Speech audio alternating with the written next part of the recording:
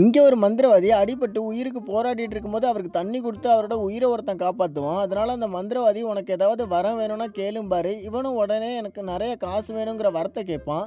அவரும் ஒரு மந்திரத்தை போட்டு கொடுத்துட்டு அந்த இடத்த விட்டு மறைஞ்சு போயிடுவார். இவனும் அவன் கையில் இருக்க தண்ணியை குடிப்பான். குடிச்ச கொஞ்ச நேரத்தில் அவனோட அக்கௌண்ட்டுக்கு நிறைய காசு வந்துடும். இதை பார்த்தோன்னா அவனுக்கு சந்தோஷம் தாங்க முடியாது.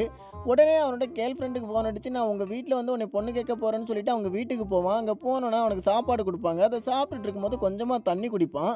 திடீர்னு பார்த்தா அவன் அக்கௌண்ட்டுக்கு மறுபடியும் காசு வரும். அப்போ தான் அவனுக்கு அந்த மந்திரவாதி போட்டு கொடுத்த மந்திரமே ஞாபகம் வரும். அவர் எப்படி மந்திரம் போட்டு கொடுத்துருப்பாருன்னா, இவன் எப்போலாம் தண்ணி குடிக்கிறானோ அப்போலாம் அவனுக்கு காசு ஏறுற மாதிரி மந்திரத்தை போட்டு கொடுத்துருப்பாரு. இது ஞாபகம் வந்தோன்னா அவன் உடனே டேபிளில் இருக்க எல்லா தண்ணியும் குடிக்க ஆரம்பிச்சிருவான். அவன் குடிக்க குடிக்க அவன் அக்கௌண்ட்டுக்கு நிறைய காசு வர ஆரம்பிச்சிடும். அந்த காசெல்லாம் பத்தாமல் உடனே இவன் லிட்டர் கணக்கில் தண்ணியை ஆர்டர் பண்ணி குடிக்க ஆரம்பிச்சிருவான்.